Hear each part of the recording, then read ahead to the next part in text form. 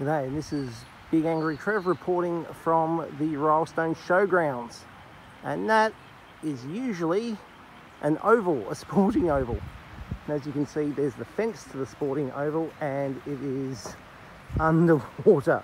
It is very underwater. We've got building partially submerged over there,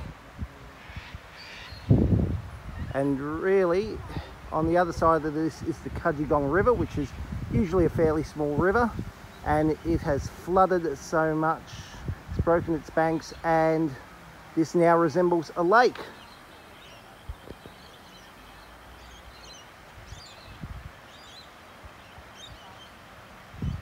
So, and it was only approximately 10 days ago that the Rylstone show was held here, with circus tents and dodgem cars and everything else.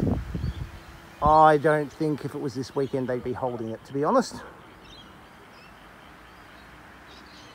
And there's where the bike track just disappears.